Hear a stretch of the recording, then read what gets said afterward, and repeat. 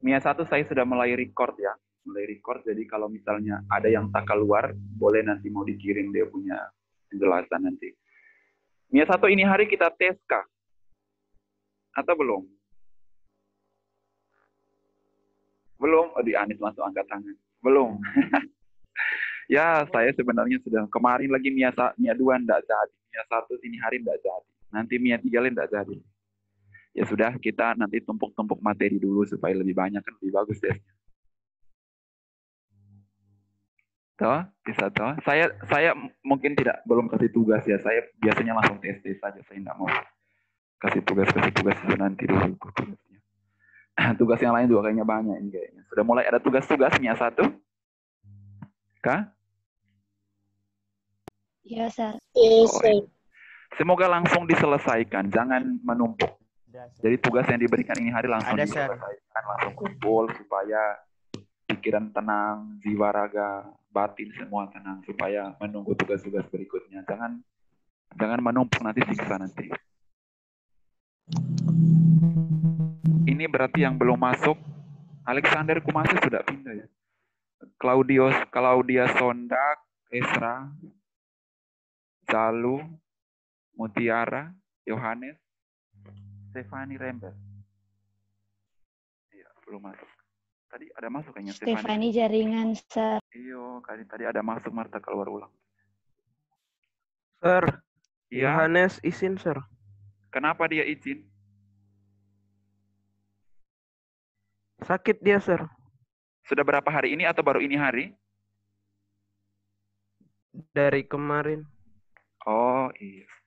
Soalnya saya yang bagian laporan untuk kelas 10 MIA 1 sampai IS, kayaknya Yohanes ini kayaknya sudah berapa hari enggak ini. Baru Esra Pangaila juga kayaknya sudah berapa kali enggak ikut. Sir, Esra ada makan, Sir. Ada makan dia, Sir. Memang dasarnya begitu yang kita enggak. Kalau yang begitu kita, masa yang lain kok berkorban untuk apa pun dia makan.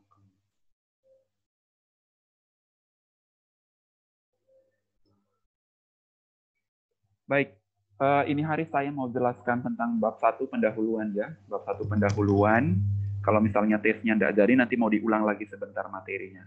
Minggu lalu saya hanya mengawali materi itu, tapi sebenarnya materi itu akan mau dijelaskan di bab 1 sebenarnya. Materi yang tentang unsur atau molekul yang minggu lalu itu.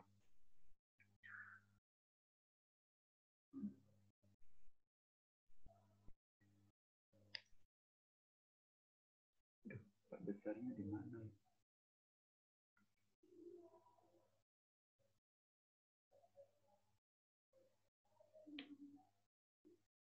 Bisa lihat?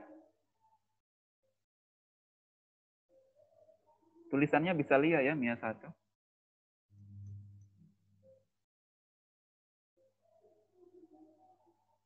Mia 1 bisa lihat ini suara, tolong di 2-3 orang yang diaktifkan kuat supaya kita bisa ada jawaban. Atau kasih jempol. Bisa. Bisa ya, bisa. Oke. Baik, kalian lihat ini peta konsep ya, peta konsep untuk materi bab 1. Peta konsep untuk materi bab 1. Jadi yang kalian lihat paling teratas sekali, tadi saya sudah kirim ke Jimmy juga ini gambar ini. Semoga Jimmy sudah meneruskan ke grup. Ilmu kimia ya, dalam ilmu kimia itu kita pelajari tentang materi ya, ini ke bawah ada tentang materi. Materi itu suatu zat ya, materi itu sama dengan zat, sama dengan partikel. Jadi dalam materi nanti kita akan belajar tentang struktur, akan belajar tentang sifat, baru perubahan dan energi. Ada 4 yang dipelajari dalam materi yaitu struktur, sifat, perubahan dan energi. Kemudian materi, ini ke kanan, materi digolongkan menjadi campuran senyawa dan unsur.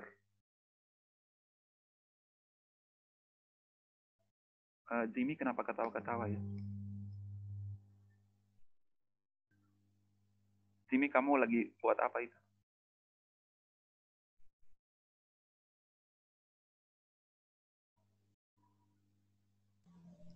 Ada yang bilang pada Esra cepat makan, Sir. Oke. Semoga demikian. Saya merasa terganggu sekali kalau ada aktivitas lain di situ. Saya nggak suka. Materi digolongkan menjadi 3 ya, campuran, senyawa, dan unsur. Kemudian campuran itu ada 2, yaitu campuran homogen dan campuran heterogen. Nah, campuran homogen itu yang sejenis, yang sama, heterogen itu yang berbeda ya. 2 zat yang berbeda. Kalau homogen yang kelihatannya sama, heterogen yang ketika dicampurkan itu masih kelihatannya ada komponen-komponen tertentu yang masih kelihatan. Kemudian kita ke sebelah kiri lagi. Jadi ada partikel. Partikel itu dibagi atas 3, yaitu atom, molekul, dan ion. Jadi harus bisa dibedakan ya. Yang ini digolongkan, materi digolongkan menjadi 3, campuran, senyawa, dan unsur. Kemudian yang di sini partikelnya itu sendiri dibagi menjadi 3 juga, yaitu atom, molekul, dan ion. Ya. Jadi partikel-partikel itu atom, molekul, dan ion. Materi penggolongannya dibagi menjadi campuran, senyawa, dan unsur. Harus bisa dibedakan. Kemudian dalam bab 1 ini juga kita akan bahas tentang peran ilmu kimia dalam berbagai bidang kehidupan ya. Ini ada kesehatan, ada kedokteran, ada energi, ada lingkungan, ada teknologi, ada pangan, pertanian, bahkan ada hukum dan permasalahan sosial yang terjadi dalam kehidupan itu akan kita pelajari di bab 1, bagaimana peran ilmu kimia dalam berbagai bidang itu. Kemudian mungkin ada yang sudah belajar tentang metode ilmiah di biologi, mungkin ya sudah dijelaskan oleh Ibu Englin juga. Jadi saya akan menambahkan juga sedikit tentang metode ilmiah dengan langkah-langkahnya dari merumuskan masalah sampai menarik kesimpulan dan membuat laporan. Gitu ya. Nah, ini semua yang kita akan pelajari di bab 1. Ya, seperti itu.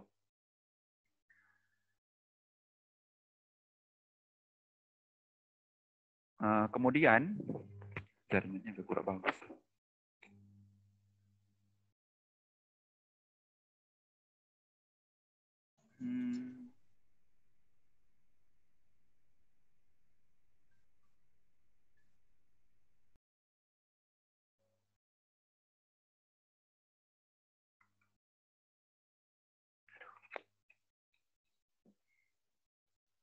Jaringan, Sir.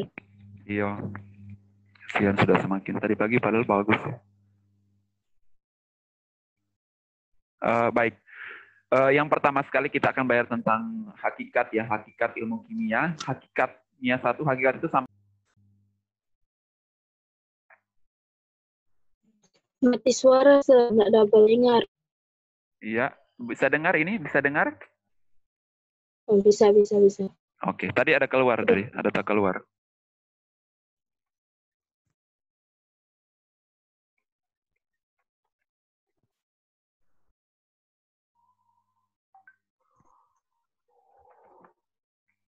Baik, bisa lihat ini. Jadi hakikat sama dengan prinsip ya, hakikat. Hakikat itu sama dengan prinsip. Nah, hakikat ilmu kimia di mana prinsip ilmu kimia itu mempelajari tentang suatu benda ya. Suatu benda itu dapat mengalami perubahan menjadi bentuk lain sehingga dapat mempengaruhi sifat. Jadi dalam hal ini hakikat di dalam ilmu kimia kita prinsipnya adalah suatu benda itu mengalami perubahan baik bentuk ya. Bentuk itu struktur ya sama ya. Baik perubahan bentuk benda maupun perubahan susunannya atau komposisinya menjadi bentuk lain sehingga dapat mempengaruhi sifat. Jadi makanya harus ada perubahan dulu baru kita bisa melihat sifatnya ya. Bisa melihat sifatnya karena sifat-sifat itu sebenarnya dipengaruhi oleh perubahan bentuk maupun perubahan susunan atau perubahan komposisi partikel. Begitu, itu adalah hakikat ilmu kimia. Jadi kalau misalnya Sreman tanya, ilmu kimia itu memiliki satu hakikat atau satu prinsip, ya itu. Prinsipnya adalah suatu benda mengalami perubahan, baik perubahan bentuk maupun perubahan struktur yang dapat mempengaruhi sifat-sifat partikel atau sifat-sifat benda itu sendiri. Seperti itu. Nah, kemudian apa itu materi? Paling bawah sekali, ini materi atau zat itu merupakan segala sesuatu yang mempunyai massa ya, mempunyai massa dan menempati ruang. Gitu. Jadi saya pikir kalian sudah belajar di SD dan SMP ini, apa itu zat, apa itu partikel, apa itu materi, itu merupakan sesuatu yang memiliki massa ya, massa itu satuannya kilogram, gram ya, kalau di besaran pokok. Saya pikir di fisika sudah ya, salah satu besaran pokok adalah massa yang satuannya kilogram. Jadi setiap benda, setiap sesuatu yang memiliki massa dan menempati ruang itu disebut zat atau materi. Nah, kemudian apa itu ilmu kimia? Ilmu kimia adalah ilmu yang mempelajari tentang susunan. Ya, ilmu kimia yang mempelajari tentang susunan itu sama dengan komposisi. Kemudian struktur itu sama dengan bentuk. Kemudian sifat, perubahan, dan energi. Jadi ada 5. Ada 5 yang dipelajari dalam ilmu kimia, yaitu susunan, struktur, sifat, perubahan, dan energi yang menyertai perubahan tersebut. Jadi ketika satu benda atau satu zat mengalami perubahan bentuk atau mengalami perubahan susunan, itu harus ada energinya. Harus ada energi yang menyertai perubahan itu. Seperti itu ya. Semoga bisa diingat ya, susunan atau komposisi, kemudian struktur atau bentuk, kemudian ada sifat, ada perubahan, dan ada energi. Energi yang menyertai perubahan. Baik, ini akan di-share juga ya. Akan di-share. Jadi, ada yang mau catat dulu? Atau enggak ya?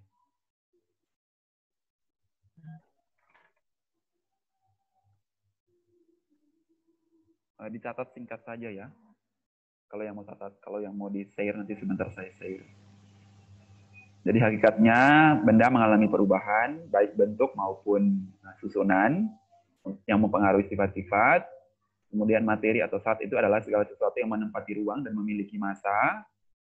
Setelah itu, ilmu kimia, ilmu yang mempelajari tentang susunan, tentang struktur, tentang sifat, tentang perubahan, tentang energi yang menyertai perubahan. Itu adalah hakikat dari ilmu kimia.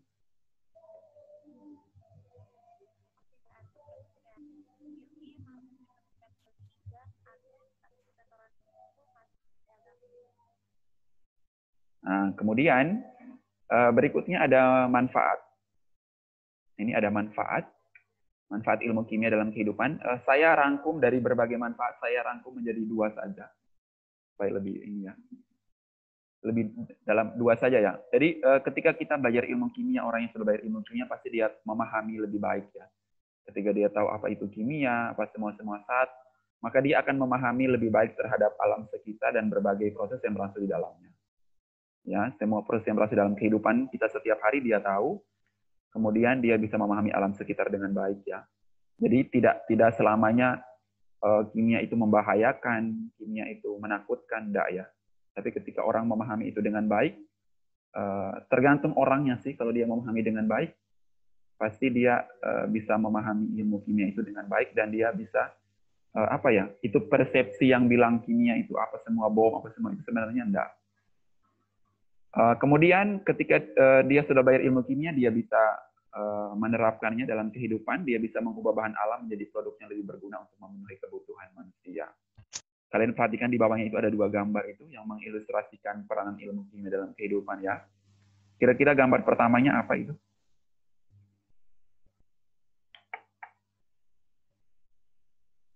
Gambar pertamanya? Memadamkan api. Iya, memadamkan api dengan pemadam kebakarannya. Nah, itu merupakan salah satu penerapan. Jadi seperti itu. Kemudian yang keduanya adalah sampah. Ya, sampah ini yang bertumpuk-tumpuk ini, yang banyak ini, sebenarnya kalau dia baik, bagus pengetahuannya, dia bisa kembangkan. Dari sampah-sampah ini dia bisa ubah jadi produk-produk yang bisa berguna. Jadi kalau misalnya dia tidak memahami ilmu itu dengan baik, ya dia cuma kasih lepas saja.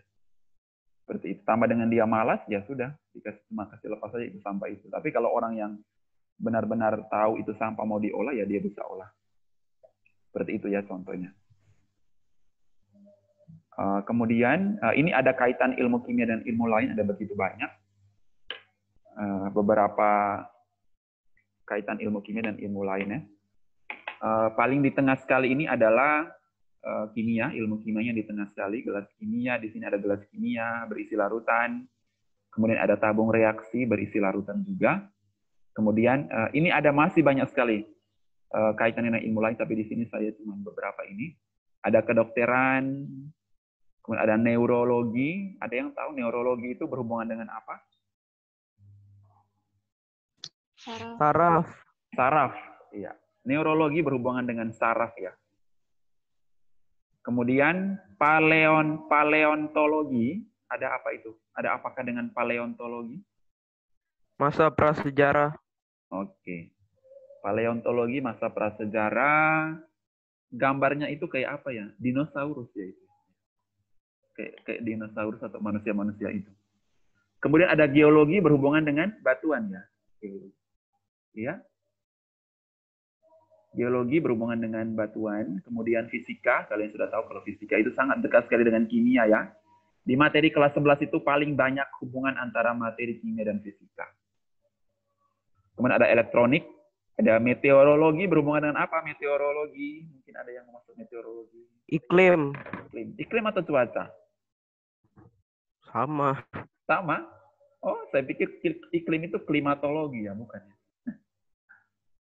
Badan meteorologi, klimatologi. Kemudian metalurgi berhubungan dengan apa, Anis? Ini yang lainnya. Metalurgi.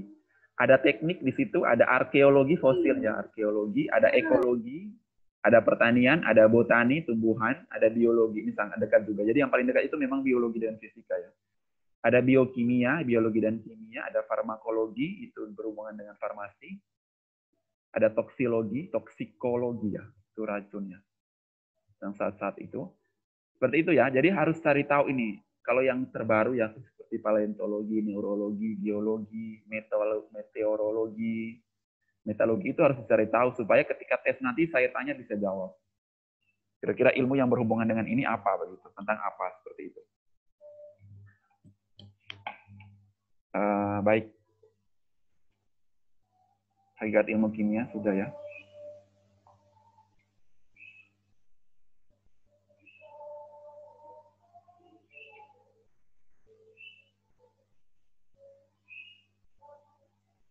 Oke, saya sudah perbesar. Baik, tadi kita sudah belajar tentang hakikat ilmu kimia. Ya, tentang hakikat ilmu kimia, semoga ada yang masih ingat. Baru lewat ya, hakikat ilmu kimia, perubahan benda, baru ilmu kimia itu apa, kemudian apa itu zat.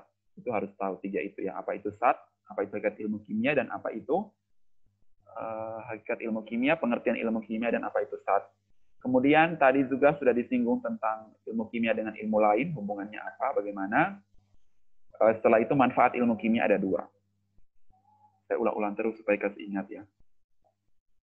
Baik, jadi dalam ilmu kimia tadi, pengertian ilmu kimia yang tadi itu, ilmu kimia mempelajari tentang susunan ya, tentang susunan. Ada 5 ya, susunan, struktur, sifat, perubahan, dan energi. Susunan, struktur, sifat, perubahan, dan energi. Yang pertama kita lihat tentang susunan. Oke. Tadi di peta konsep tadi sudah ada susunan materi, yaitu ada 3, yaitu unsur, senyawa, dan campuran. Ya, di peta konsep tadi yang pertama sekali, susunan materinya ada 3, yaitu unsur, senyawa, dan campuran. Apa itu unsur minggu lalu? Unsur atom apa itu? Yang minggu lalu unsur partikel terkecil. Unsur atom apa? Partikel terkecil yang tidak dapat Dibagi. ya. Nah, unsur ini sama ya, unsur satunggal paling sederhana yang tidak dapat dibagi lagi ya, unsur. Hampir mirip atom. Tapi perbedaannya adalah unsur itu yang satunggalnya, satnya, atom itu yang jumlahnya ya, jumlahnya ada berapa begitu ya. Di sini contohnya ada Na, ada H, ada O, ada Fe, ada C. Na apa? Ada yang tahu Na? Natrium ya. Natrium, hidrogen, oksigen. Ferum apa ferum? Besi. Besi. Ya, ferum besi. Baru C karbon. C karbon. Ini unsur. Ada berapa semua unsur dalam tabel periodik? Sudah pernah dikasih tahu? Belum? Masa enggak tahu sih. Ada berapa? Jumlah unsur stevio kuhu, modrinding. Ada berapa jumlah unsur, Dek?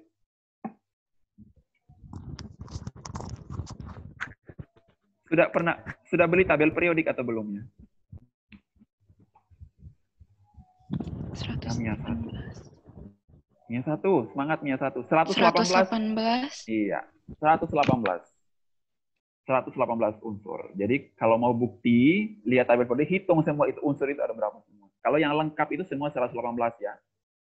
Kalau yang tidak lengkap itu kayaknya cuma berapa tuh. Pokoknya yang paling lengkap itu 118 unsur, yang full.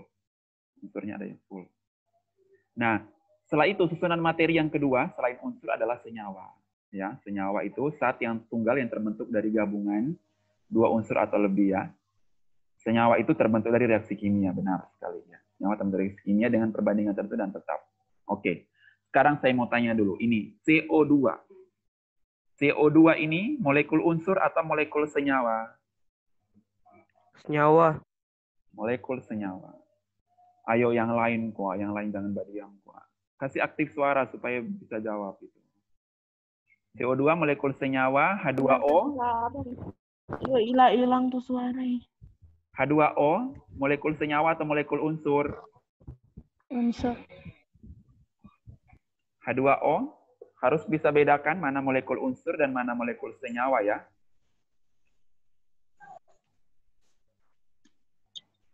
Ini semua ini ya satu. Semua ini adalah molekul senyawa ya. Lihat di atas kata senyawa ya. Sudah ada jelas ini. Senyawa adalah satu tunggal. Berarti semua ini masuk molekul senyawa. Karena apa? Karena molekul tetapi lebih dari satu unsur. Itu namanya molekul senyawa. Ya, yang minggu lalu udah hadir ya. Jadi molekul senyawa itu molekul tapi dia dalam banyak unsur. Ini misalnya C dan O. Ini H dan O. Ini N dan H. Itu molekul unsur. Molekul senyawa. Kalau molekul unsur beda lagi. Nanti sebentar di bawah ada molekul unsur. Begitu. Nah, kemudian campuran. Susunan materi yang ketiga adalah campuran. Campuran itu gabungan dua zat atau lebih yang sifat-sifat penyusunnya tidak berubah. Itu campuran. Dibagi atas 3, 2 yaitu homogen. 3 ya. Ada homogen, ada heterogen, dan ada koloid. Ya, semoga bisa dibaca di sini. Homogen itu larutan gula pasir, larutan garam. Itu disebut campuran homogen atau larutan. Kemudian kalau heterogen itu misalnya pasir dalam air. Itu heterogen. Sangat kelihatan jelas antara pasir dan airnya. Itu heterogen. Suspensi ya. Suspensi. Kalau koloid itu susu. Contoh koloid adalah susu. Mia 1. Jadi Mia 1 koloid itu nanti kita belajar di kelas 11 semester genap. Materi khusus tentang koloid. Karena dia ada banyak sekali koloid, jadi akan dipelajari bab khusus yaitu tentang koloid. Jadi kalau misalnya Sir Eman tanya mana yang contoh larutan, ya misalnya gula pasir, garam, itu masuk koloid, larutan. Kalau suspensi itu pasir, yang masih kelihatan jelas itu adalah suspensi. Kopi kayaknya, kopi juga masuk suspensi ya, kopi. Jadi kopi itu sebenarnya bukan larutan, tapi kopi itu masuk di suspensi. Yang masih kelihatan.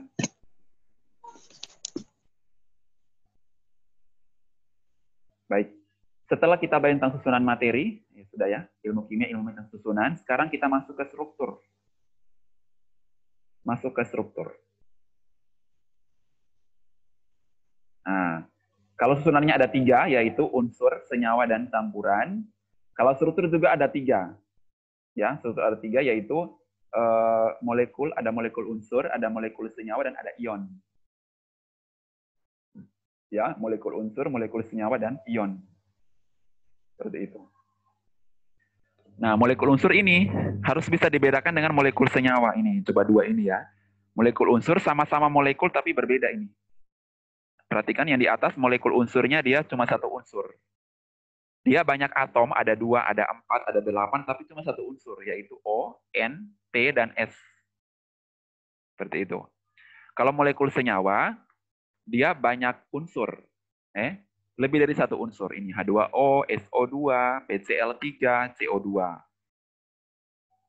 Seperti itu. Kemudian ada ion. Ion itu kalian lihat di buku-buku itu, atau di internet, ion itu ada pangkatnya. Ada plus, ada 2 plus, ada min, ada 2 min, mungkin ada 3 plus, ada 3 min, begitu. Itu yang namanya ion. Baik, sekarang saya mau bertanya dulu. Molekul unsur O2. Coba, molekul unsur O2 ini ada berapa unsur?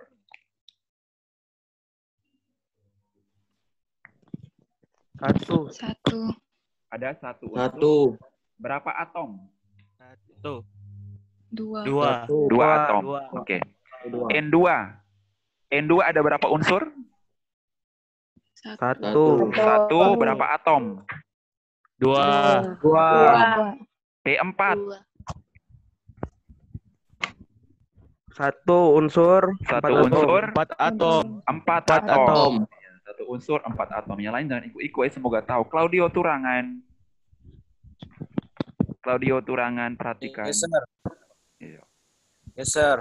Iya. S8, coba Claudio dulu. S8 ada berapa unsur, Claudio? S8.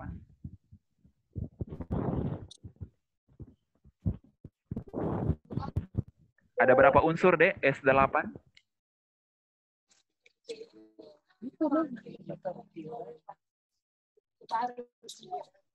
Claudio?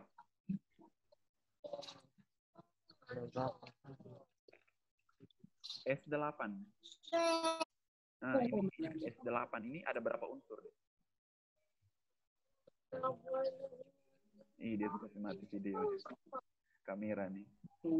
S8 ada berapa unsur, Mia? Satu? Satu. Satu unsur 8 atom. Satu. Ya, satu unsur 8 atom. Tolong, kalau Mia satu, tolong kalau yang lain belum paham langsung tanya. Jangan malu-malu ya, jangan gengsi apa semua. Kalau enggak paham tanya langsung. Jadi supaya ketika tes itu bisa jawab nanti. Dan bisa diingat selamanya, forever. Sekali lagi ini semua adalah satu unsur. Molekul unsur itu berarti satu unsur. Atomnya itu lihat angkanya, ada 2, ada 4, ada 8. Saya tidak tahu tadi di belakangnya Claudio Turangan itu ada siapa kayak itu, cewek itu.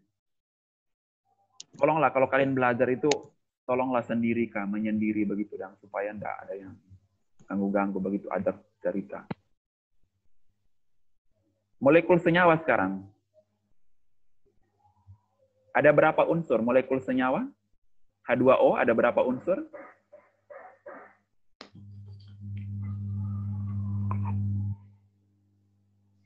Dua. Dua unsur. Dua. Dua unsur yaitu H dan O ya. Oh. Sekarang atom. Ada berapa atom? Tiga. Tiga. Ada tiga. Ya, ada Tiga. Ada tiga. Hanya ada 2. Ada Dua. Satu. O-nya ada 2, H-nya ada 1. Satu. Claudia Sondak. Halo Claudia Sondak. Ya, sir. Nah, sekarang coba. Jangan ketawa kan habis itu. Oh, Tuhan. Ngana mengeluh lagi Pak Tuhan. SO2. SO2 berapa unsur SO2? SO ini itu senyawa. Iya, no, molekul Dua, senyawa stop. SO2. 2 unsur apa dan apa? SDO. Oh, S dan O, SDO. Iya. Merinding ini dah. S dan O. Berapa atom? Berapa atom? 2 stop. Aduh, oh my God. Itu toh 2. Claudia, perhatikan. Itu SO2 itu ada 2 unsur benar, S dan O. Tetapi ada 3 atom. S-nya itu ada 1 di belakang. Hanya tidak dituliskan, ingat. Di belakang S itu ada angka 1. Di belakang O itu ada angka 2. Jadi kalau dijumlahkan jadi 3. Gitu. Oh iya. Oke, paham? Ya, sir. S-nya ada 1, O-nya ada 2. Jadi S-nya 1 atom, O-nya 2 atom, jadi ada 3 atom. Gitu. Oh, di belakang S itu ada satu dan sir. Iya, S itu ada 1. 1 kan tidak dituliskan. Sudah kan minggu lalu sudah bilang, angka 1 tidak biasa dituliskan. Oh iya. Oke, sekarang Christoph. PCl3. Berapa unsur? Unsur 3 atom 5. Alasannya kenapa, Dek? Karena P 1 atom, C 1 atom. Ditambah 3 jadi 5 atom. Oke. Ada yang lain? Coba ini dulu, Catherine, coba Catherine, PCl3 mungkin jawabannya lain atau sama? PCl3 ada unsur Berapa 4 unsur? atom. 2 Ada 2 unsur, 4. atom. Oke, dijelaskan kenapa demikian? Karena P itu 1 atom dan Cl itu 1 unsur karena L itu huruf kecil. Jadi 3. Cl3 Oke. ditambah 1, 4. Oke, baik, terima kasih. Baik, Christoph, saya koreksi ya tadi ya. Koreksi ya. Jadi yang benar adalah P-nya 1, Cl-nya 3. Nah, begitu ya. Saya mungkin minggu lalu sudah jelaskan juga ya, kalau misalnya ada 2 huruf, kemudian satunya huruf besar, satunya huruf kecil, itu dihitung 1 unsur ya. Ya, Christoph ya, dengan yang lain. Kalau masih keliru ya. Ya, Christoph. Oke. L itu L